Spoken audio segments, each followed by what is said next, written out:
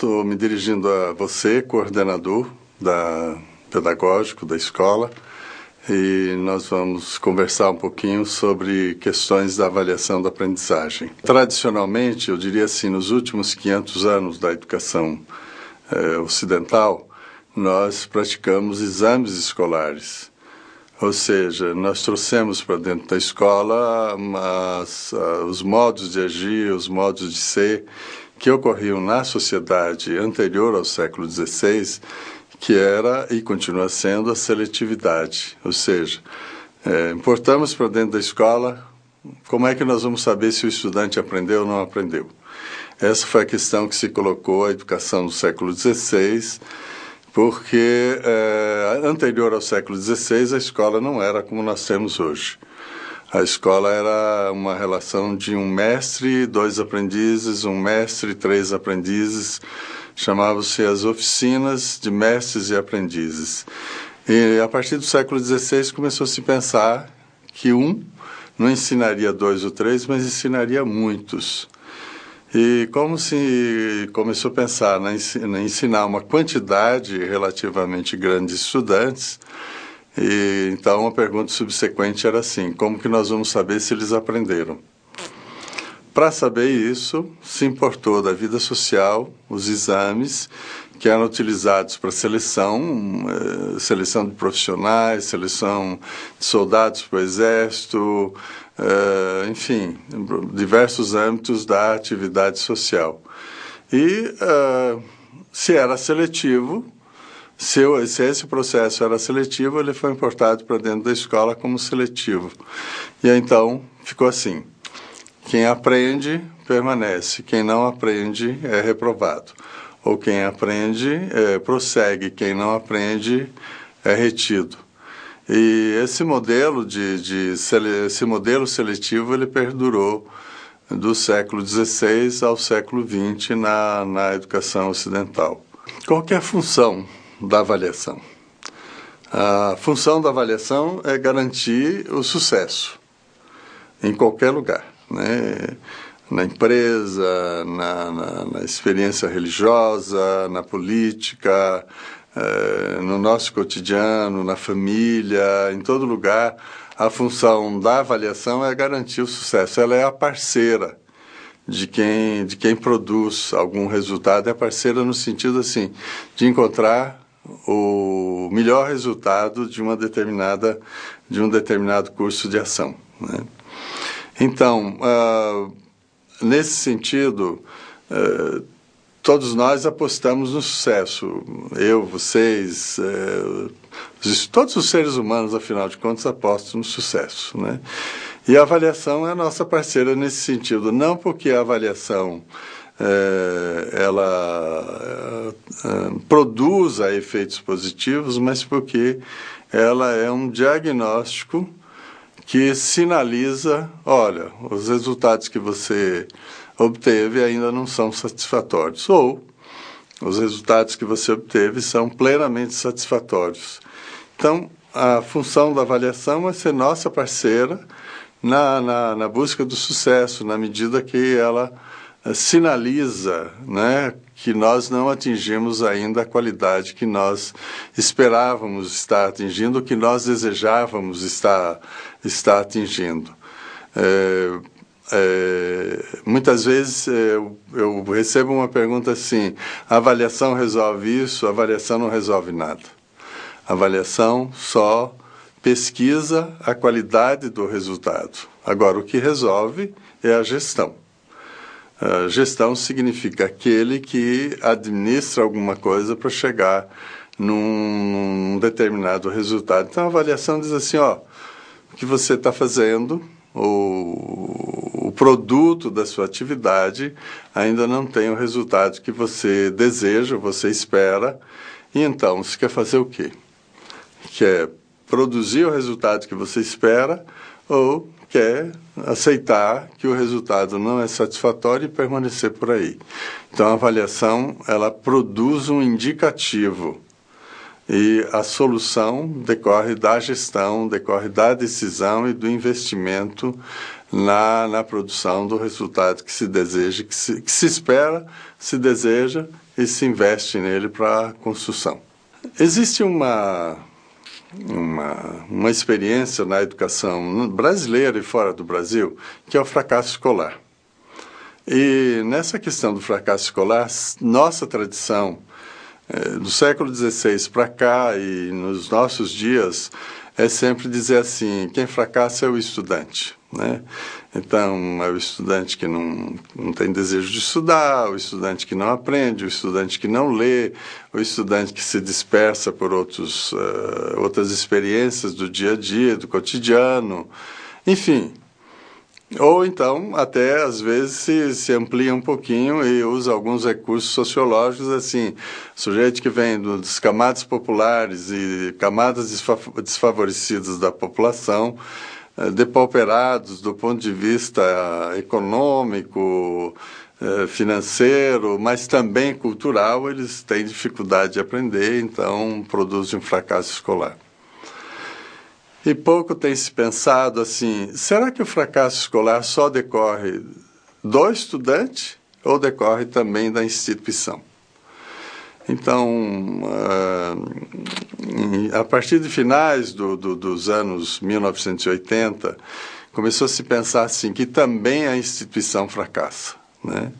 E nesse período, no mundo e no Brasil, começou a se falar da avaliação institucional, ou seja, a instituição fracassa, ou ela pode fracassar. O Exame Nacional de Cursos, já agora dentro do governo Lula, com Cristóvão Buarque como ministro da Educação, foi substituído por um sistema chamado Sistema Nacional de Avaliação do Ensino Superior, dentro do qual tem uma prova chamada ENAD, Exame Nacional do Ensino Superior, né?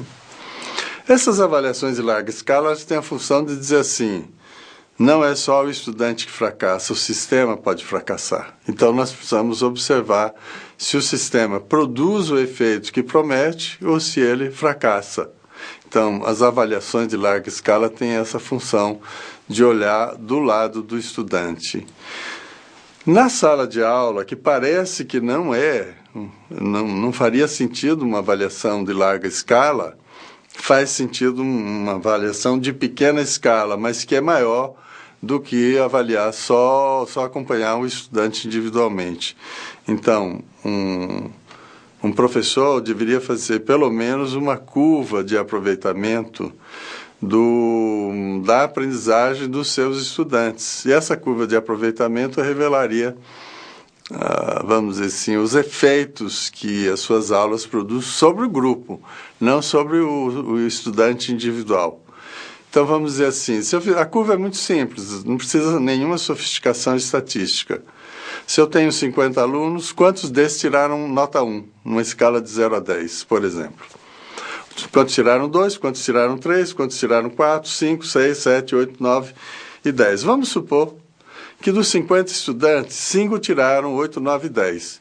45 tiraram 5, 4,5, 4, 3,5, 3, 2,5, 2, etc, etc. O que isso está revelando? Que esse professor, né, eu como professor, estou ensinando 5 pessoas e 45 não. Então, uma pequena curva estatística pode demonstrar a fragilidade do meu trabalho, o fracasso do meu trabalho, não é? E é claro, eu posso dizer assim, mas nesse fracasso tem também o estudante, tem as condições, tem tudo isso, mas é importante, com uma curva de aprendizagem que revela uma fragilidade, é importante a gente olhar para o que está ocorrendo para o sistema. Então, a avaliação não pode ser só da aprendizagem do estudante, mas precisa ser do sistema, e dentro do sistema a sala de aula, de tal forma que a gente possa olhar assim, quem fracassa? Pode ser que quem fracassa é quem ensina, não é? É o sistema que pode estar fracassando. E se o sistema está fracassando, o que é que vamos fazer para ele não fracassar? Se o estudante individual está fracassando, o que nós vamos fazer? É o que tradicionalmente vem se chamando de recuperação, né? Então, são soluções do gestor para encontrar uma solução satisfatória no sentido de buscar um resultado positivo. É importante a gente pensar que o ato de avaliar é um ato de investigar, é um ato de produzir conhecimento, né? Ele se assemelha à pesquisa científica, ou ele equivale à pesquisa científica, a diferença está no resultado que se espera. A pesquisa científica pretende desvendar como que funciona a realidade, a avaliação pretende desvendar qual é a qualidade da realidade. Então, pela ciência, me interessa saber qual é a causa e qual é o efeito, ou quais são as múltiplas causas que produzem um determinado efeito. E, se eu puder manipular as causas, ou trabalhar, operar com as causas, eu posso modificar os efeitos. E eu poder trabalhar com as causas é o que nós chamamos hoje de tecnologia. Então, a ciência produz um conhecimento, a tecnologia produz soluções a partir do conhecimento. Vamos fazer um paralelo com a avaliação. A avaliação produz um conhecimento da qualidade do resultado de alguma coisa, e na medida que eu produzo esse conhecimento da qualidade, a tecnologia seria a intervenção. Se o resultado que eu obtenho da minha ação ainda é insatisfatório, a pergunta é o que é que eu vou fazer para ele vir a ser satisfatório. A avaliação necessita de ser praticada com o rigor da metodologia científica. Se ela não for praticada com esse rigor, ela é pura e simplesmente expressões de subjetividade, de juízos subjetivos, de juízos emocionais e assim por diante. Não é que a subjetividade e a vida emocional não estejam presentes na avaliação, mas o rigor metodológico vai propiciar minorar muito as expressões emocionais que muitas vezes se fazem bastante presentes nas práticas avaliativas, porque parece que elas são só subjetividade. E no caso de coleta de dados sobre a aprendizagem do estudante, é preciso que o instrumento tenha sistematicidade, ou seja, ele cubra tudo o que foi ensinado para o estudante e que é essencial. Não pode ser um ponto que outro ponto, não pode ser perguntas aleatórias, mas precisam de ser perguntas mapeadas consciente e logicamente. Senão, nós vamos entrar naquela coisa assim, ele errou tudo o quê? Não é? É preciso sistematicamente eu poder dizer assim, ele não aprendeu isso, não aprendeu isso, não aprendeu aquilo. Para isso eu tenho que ter um mapa do que eu quero saber. E esse mapa vai guiar a construção do instrumento, vai guiar a construção, vai guiar a correção do instrumento, vai guiar a leitura dos resultados, né? Então, eu tenho um mapa descritivo da aprendizagem do estudante. Isso é preciso levar em consideração num teste, numa redação, numa monografia, enfim, né, nos múltiplos instrumentos que a gente usa. A segunda coisa é que esses instrumentos precisam ser vazados numa linguagem compreensível para o estudante. Terceira característica é que esses instrumentos têm uma compatibilidade de conteúdo com o que foi ensinado. O conteúdo que foi ensinado, portanto, informações, habilidades e competências que tenha o mesmo nível de dificuldade, o mesmo nível de complexidade e a mesma metodologia com que foi ensinado. Se não, eu ensinei uma coisa, peço outra. Essa distorção entre eu ensinar uma coisa e pedir outra significa que eu não estou descrevendo bem o desempenho do estudante, né? E a última coisa, tem que ter alguma precisão. Então, o instrumento as perguntas precisam ter alguma precisão. Significa que o estudante tem que entender como eu entendo a pergunta, ou eu tenho que entender como o estudante entende a pergunta. Ela não pode ser genérica. Pois é, outro passo é assim, depois que eu descrevo, isso que eu descrevi já é satisfatório? Então, para saber se alguma coisa é satisfatória, o único caminho disponível epistemologicamente é a comparação, é comparar o descrito com um padrão ou um critério. Tem um critério que permite observar se a realidade é qualitativamente positiva ou negativa. Esse critério, no caso da aprendizagem, nós estabelecemos no dia que nós planejamos o ensino. Eu vou ensinar alguma coisa e espero que qualidade, não é? Qual é o padrão de qualidade, qual é o padrão de expectativa? Então, o instrumento, a coleta de dados através do instrumento me revela o desempenho e eu comparo esse desempenho revelado pelo instrumento com o padrão de qualidade. Se for satisfatório, ótimo. Se não for satisfatório, é o terceiro passo da avaliação, que é a intervenção. Então, disso nós podemos tirar duas consequências do ato de avaliar. Uma é do ponto de vista pedagógico e a outra do ponto de vista político. Do ponto de vista pedagógico, a avaliação, ela, como subsidiária do sucesso, ela garante pedagogicamente que a gente possa chegar, que nós possamos chegar ao resultado desejado. Não chegou ainda, vamos reinvestir para chegar ao resultado desejado. Pedagogicamente ainda, a avaliação é inclusiva, né? Enquanto os exames escolares que excluem, que reprovam ou que retêm a avaliação, diria assim, olha, ainda precisa trabalhar mais para que essa criança, esse adolescente ou esse adulto aprenda o necessário. Significa que ela convida a produção do resultado pedagógico, porque nós estamos trabalhando pedagogicamente. Politicamente, a avaliação ela é um recurso que sugere e propicia a educadores que assim desejarem estar investindo na equalização social. Não é que a educação equalize a sociedade, mas ela, junto com outras instâncias sociais, ela equaliza, ela democratiza, vamos dizer assim, a sociedade. Mas para democratizar a sociedade, é preciso que todos aprendam tudo o que for necessário de ser aprendido. Então, se eu planejo aquilo que é necessário de ser ensinado e aprendido, mas não foi aprendido, não serviu para nada.